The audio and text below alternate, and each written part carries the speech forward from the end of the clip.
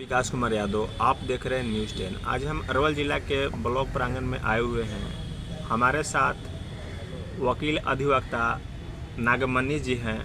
हम उनसे 2 अक्टूबर के बारे में चर्चा करेंगे और विस्तार से जानने का प्रयास करेंगे। कैमा जयंती मनाया गया। नागमणि जी, आपको न्यूज़ 10 में स्वागत है। आपने आज 2 अक्टूबर को गांधी जयंती मनाए। कैमा जयंती आप लोग मनाएं? हम लोग महात्मा गांधी जी का 154वां गांधी जयंती दिव्य में मनाए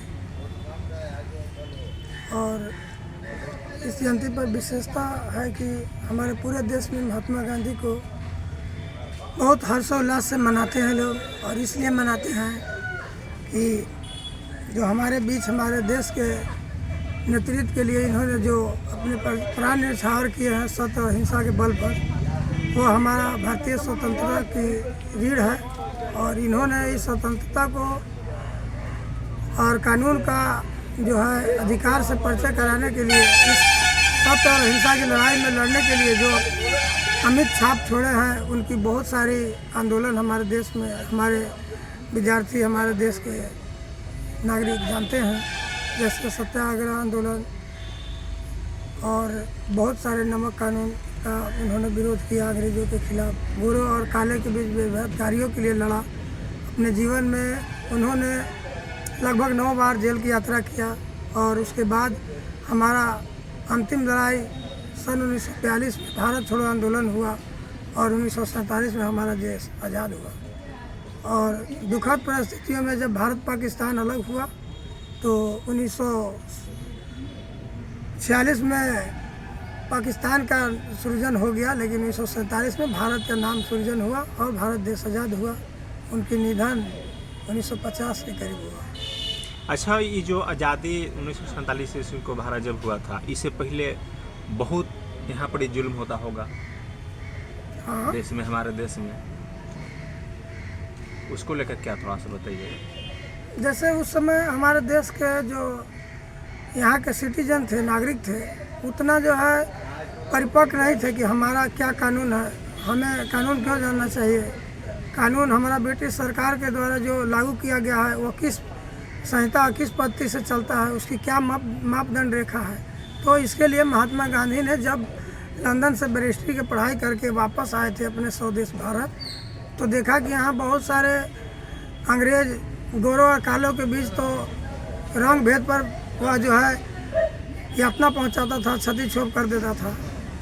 उसके बाद जो है महात्मा गांधी ने देखे कि यहाँ पर नील की खेती और बहुत सारे बटाईदार की खेती, अनाज को किसान उपजाता था और उसका मनचाहे वह अनाज ले लेता था, उसको खाने के लिए नाम मात्र की दया पर दे देता था। तो ये सारी लड़ाइयों से हमारा देश के नागरिक बहुत ग्रसित थे और कोई अंग्रेज के सामना करने में सफल था। तो महात्मा गांधी ने यह नींव बनाया कि नहीं, हमारे साथ, हमारे परिवार के साथ, हमारे देशवासियों के साथ काफ़ी अन्याय हो रहा है। तो उन्होंने ये लड़ाई में शामिल हुए और उनकी बहुत ऊंची वकालत चलती थी, लेकिन उन्होंने अपनी वकालत को न ध्यान दे करके अपने देश के स्वतंत्रता पर ध्यान दिया और उसका परिणाम निकला कि हमारा देश आज़ाद हुआ। महात्मा गांधी राष्ट्रपिता कहलाए। अगर देखा जाए तो आज की डेट में जो आदमी अपस्वार्थी जिसको कहते हैं, अगर इसी प्रकार से अगर गांधी जी, जवाहरलाल नेहरू अगर इस लोभी प्रलोभन होते तो क्या मेरा देश आज़ाद होता? नहीं होता। इसमें व्यक्ति को डरने से जो भागेंगे, जो लड़ने से भागेंगे, जो अपने घाटे और मुनाफे के बारे में सोचेंगे, अपने जीवन को सुखमय चाहेंगे, तो वो तो इस लड़ाई में नहीं शामिल होंगे। और उसमें से महात्मा गांधी नहीं थे। इसीलिए महात्मा गांधी कोई बहुत बड़े परिवार के नहीं थे, लेकिन उनके पिताजी दीवान थे। दीवान कहें तो मतलब कोई एक गांव बस्ती चौपाई का वो एक अच्छे खासे व्यापार के माने लड़के थे। उनका जन्म छोटे परिवार में हुआ था और वह एक बचपन से ही मतलब लीडर और साहसी थे और संगमकारी थे। वह धूम्रपान, बीड़ी में, सिगरेट, नशा में उनकी अभिरुचि नहीं रहती थी। उनके परिवार वैष्णव परिवार थे। और इतना ही नहीं, महात्मा गांधी ने बचपन से ही बहुत कम खर्च और बहुत सुशीलता से रहते थे और अपनी हर एक कला में, दौड़ में, खेल में, भाग में बहुत आगे रहते थे। नागमणि से बहुत तमाम मुद्दे पर बात किए, बहुत बहुत धन्यवाद।